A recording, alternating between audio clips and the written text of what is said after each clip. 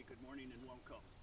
So what we're going to do in this video is I'm going to show you golf. Okay, so this will be our golf video now, and golf was just important to me when I was learning these concepts. Like I told you, I was going back and forth between tennis and golf, and what helped me so much is that golf is stationary. And so I got much more time to think about things, to slow things down, and to see how my body was moving. That's what's critical. And so anyway, it's going to be a short golf lesson. I'm going to go over 3 clubs today. And each one of these clubs helped me so much, okay? And you see the concept that we went over, okay? So we talked about tennis, and I showed you exactly how that swing worked. Call a swing. It's actually a rotation into the ball, okay? Well, we're doing the exact same thing here with golf, all right? And what I'm going to start off first with is the putter. And this probably helped me the most because it's still a hit, but it's a much smaller hit, okay? So it definitely let me slow things down, and I could really feel a lot more just being in a nice stationary position and not having to swing the whole club. I could just feel how everything's working on a much smaller hit, or I should say a much smaller making contact with the ball. What are we looking for here? We're trying to make solid contact with the ball, and that's where the putting helped me, okay? And so when we look at the putter, and what I figured out was while I was doing my research, okay, is that, and you can see I have a nice yellow carpet down here to help me out. So it's probably the first time you've seen nice yellow carpet down here, but I didn't have a green shag, so I have to have some yellow shag today, okay? So with the putter, okay, it's the same thing as hitting a driver, only much smaller, okay? And the thing which I had to look at was when I put the putter down, okay, when I was growing up, I told you all the inconsistencies I had with both golf and tennis, okay? And the one thing I found was in my inconsistencies, I was always mishitting the ball, and I felt those mishits, okay? And I always felt like my mechanics were off, or I didn't have enough weight in the ball, okay? And weight helps you compress the ball more, which gives you better contact at impact, okay? So when I put the putter down, okay, just like this, and I ground the putter, okay, I keep the same grip, okay? I found that this grip, I had a lot of inconsistencies where this thing would move all the time when I would take it back and just hit the regular way how I was taught. But what I did was, now what I'm doing is I'm just holding the club, okay? And now I'm not going to be swinging it. I'm going to be turning it back to my little position of power here, and then I'm going to be rotating forward, okay, using the rotation of my thighs, okay, or the turn of your hips. But what I found was I can engage my thighs better, which controls the head. So it kind of, I think one word I missed, didn't use during the tennis instruction was I didn't use torque. If you've remember the term torque, if you're going up a hill in a vehicle and you have to put it in a lower gear to get more torque. Well, what I found was when I was twisting my thighs, okay, what I was doing is I'm picking up the putter head. I'm picking up the weight of that, okay? So now I'm controlling the head through the rotation of my larger muscles, which just twist back and forth. Okay? So what it's doing, it's giving me built-in torque into that while I control the putter head. Okay? So now I'm controlling the head just by rotating back and forth using my larger muscles. What is that? It's built-in timing, okay? And that's what I was lacking in my traditional golf and tennis, was I was always mishitting because I wasn't timing the ball right, because my hand was going in at a different, it wasn't allowing my weight to catch up for it where the two could be there at the same time. Well, this allows me built-in timing, because now what's happening is my larger muscles are controlling the weight of this putter head. Okay, so once I put the putter down, okay, and what I'm going to do is, as I rotate, as I twist my thighs back, you see I'm kind of, what I'm doing, look at my wrists, you see how I cock them a little bit? And so what I'm going to do is rotate back, and then I'm going to rotate forward. So what's happening is, when you rotate back in a position and you stop it, you have to stay there now, and then you go forward from that position. So I'm not going to come here and go back to the ball independently. I'm going to rotate back, there's my distance, now I just rotate the thighs with my torque forward to make contact with the ball. And what that does is that torque in these larger muscles help compress that ball a little bit better, so it's going to stay on line better, okay? And that's what I'm looking for. It's like, if you've ever been, now this is what's different, because I said this is kind of the opposite of the way we're taught. So you're looking at it from a from an underhand look to trying to put the ball overhand, to look at it this way. Now it's here, I'm back here, and when I rotate forward, what happens? It's pulling the club into the ball to strike it, okay? So I'm here, I come back to here, and then I rotate forward, and my rotation pulls the club that way, okay? My hands, so I'm picking the club head up with my thighs, and then I rotate my thighs forward, and that pulls the club into the ball to make contact, to compress the ball to make contact, to hopefully hit it on the line you're aiming for. Now, do I miss putts? Sure. There's no secret magic to everything, but what it does is, I feel much better now that I'm making solid contact with the ball, and I hit it on line more often, okay? So that's my advantage there, is that I'm more accurate and more consistent. Do I make all my putts? No, but I'm more consistent doing it because I have the timing now of the putter head. And now I'm controlling the distance with what? The rotation of my large muscles, okay? So what do my arms do? They just sit there neutral. Remember, as I go back, they're just a lever. When you go back and you make it here, don't let them leak to go back to the ball. You have to turn from that position, okay? So in the beginning, my hands would leak, where it's like this on one separate thing and they start coming through right away. These are two separate movements, so you really have to come back this way and then rotate that way. It's two separate movements. You got to think about that to be cleaner, to have less movement on the putter head, okay? Because any movements in here or that is going to affect the line of the ball, okay? But with my built-in timing, using my larger muscles now, and my twisting my larger muscles here, I'm creating more torque that goes down through me into the club, into the putter head.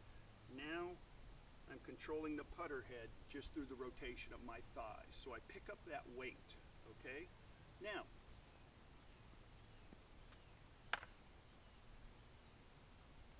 the next club, I've got a pitching wedge here.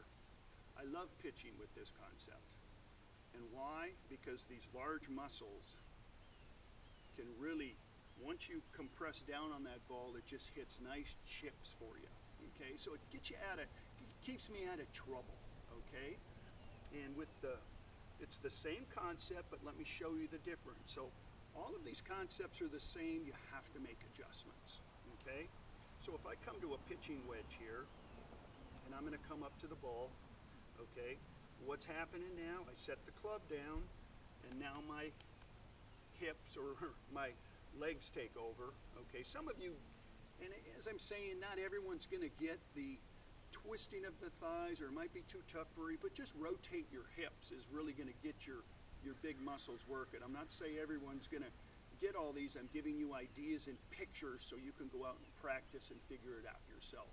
Okay, but on the when I'm hitting the pitching wedge here, or any other club is really what I'm doing. So once I put it down, I'm now picking up the weight of that club head with my thighs, okay, and or hips if you're going to rotate. And then I'm going to rotate it back here. Now what's happening here is I rotate, as I twist my legs, it's pulling the club back. And my legs, my thighs, know where that club head is. I feel that weight. So it's here, and you can see, what am I doing? I'm cocking my wrists, okay? You see where's my pop position, my position of power? It's behind me, okay? So all I've done is here, I'm just lifting the club. My thighs are now in a line with the weight of this club head, okay? Here's my position of power, and once I get to this position, what happens? I stop, okay? So it's back, here, now I stop, now what? Now I just rotate from that position. So you see, I maintain my position of power, and I rotate that position to the ball to compress the ball, okay? So that gives me, my power is behind us through leverage. I'm pulling. You can see here what's happening as I rotate. What's it doing? It's pulling the club forward, okay? So as I rotate, it's just pulling the club into position. I'm holding it as my position of power. As I rotate my hips, see how it just pulls the club head right to the ball. So as I'm going to come here, I'm going to come up here. I know where this is, and now I keep a cocked club, and now I rotate my hips, and it pulls the club with leverage right to the ball to compress it, okay? Now, when you're practicing, okay, my suggestion is do this small, okay? And the fact, what I'm saying is, what I've done in the past, or going through this concept, what happens is, I was used to swinging, so when I come and I didn't really know exactly what I was doing, but when I came down to the ball, my hands, as usual, because that's what I was used to, would start going ahead of my body, and I would shank them off to the right, okay? So the fact is, if, you got to be careful, if anyone's standing there, make sure you're away from that, but if your hands come down and you shank them off to the right that way, that means your arms are coming through before your body, okay? So that's why I'm saying is, get in a little area, maybe where you've got a shag bag or pitching area, even before you go to the range, and just try some nice little shots where you just pull it up to here, and now twist your legs, hold the club with cocked wrists, and just pull it right to the ball, and just watch that thing pop those balls nice for you, okay? And what am I doing that? I'm timing the twist of my legs with the head of my club. But you got to make sure, you don't want to come up here and then go back down to the ball and try and hit it with your arms. That's what we're used to. You're just holding here, and you're turning here, and that pulls the club and hits it for you. So you're in a very strong torque position that's going to compress the ball in a straight line for you, okay? And if you keep that on a nice straight line and don't have any influence on your arms, you'll see some nice straight shots for you. It's just where you place the face of the club, and then you just pull down on that. As you twist forward, you twist that club head, the weight of that club head forward, and it just pulls the club right in and hits and compresses the ball for you in a straight line, hopefully. Okay. And of course, the third thing we've got here is our driver. Okay. Now it's much longer, so the longer these shafts go, you want to make sure your circle stays out further. Okay, and that's what I found. So when I make the adjustment, so now I'm on my driver, what is it? Same concept. It's just longer. It's a longer club. So I have to make a fuller circle. Okay? So what am I doing here? I'm going to go ahead and line up in this position. Okay? What's happening here now is when I start taking it back, my thighs are picking up the driver head. I'm in this position now. I got to maintain this position. Now I just swing. Now I just twist my thighs, and with torque, that pulls the driver head right into the ball. Okay? And so what it is, it's here. I'm cocking my wrist here. I'm keeping them there. And then I'm pulling that position, and then I'm twisting my thighs, which will be timed to the head of your club. And what you can do too is, I'm giving you some ideas here. From a consistency standpoint too, with the driver, if you start lower off the ground, which makes a bigger circle for you too. I found with some of the longer irons, I need a bigger circle. Maybe a 3-iron if any of you hit that, which I do. 3, 4, 5. I can just start off the ground, like along the ground longer, which keeps it out here. Then I'm twisting that through, okay? And it prevents me from like hitting the ground, you know, more often.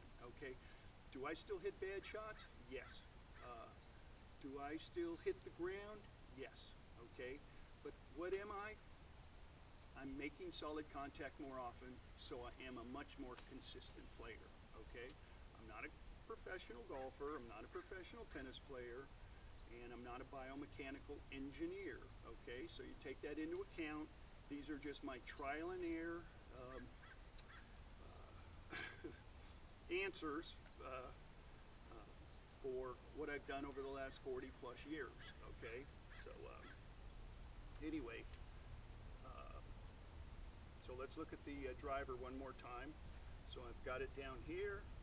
Here's the driver. I'm picking the driver, or even if I rotate just my hips, I'm still picking up the weight of that driver head, which is much lighter, really. And so I'm here, and then as I twist my legs through and I just hold this position, my position of power, and it pulls right into the ball. Okay? Right off my beautiful yellow shag. Okay, so now, when you start creating the torque, remember, like in tennis, when you have the centrifugal force, it's going to start pulling. When you turn forward, it's going to pull. See my hand? It still moves a little bit, but it's still in a semi-cocked position.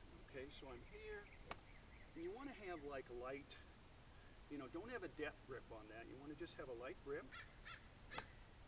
Okay, and just kind of let the hands do what they want to. Okay, so. But what it is now is what? That club head is timed to my larger muscles, okay? So versus the other way, which I used to do it, of course, I'm just trying to hit a ball this way where the focus is on my smaller muscles. Now, I just come back, cock it here, twist my lower muscles, and it pulls the club and compresses the ball, okay? So, anyway, that's kind of a quick golf lesson today, looking at 3 different clubs. But what I want you to do now is take some of those ideas, if you want to, like I said, at your own risk, and if you choose to give this concept a try, go out and try it and start at a smaller a smaller level. Just use, pitching wedges or something small or in your backyard or something where you're just getting a feel of holding your hands there. Because like I said, it's a very difficult habit to break when we're trying to do something completely new and radical from what we've been taught throughout our whole lives. So anyway, that's your golf lesson using this concept. Go out and try it. And if you're a golfer, and see if that's something you want to do or move forward with. The thing about me is I always love to practice these things. So when I do go to a golf course, I can go to a putting green for an hour or two. I just love playing with it and trying new things that can improve my accuracy and improve my contact with the ball. I mean, that's the key there. I'm just trying to make solid contact. That's the whole concept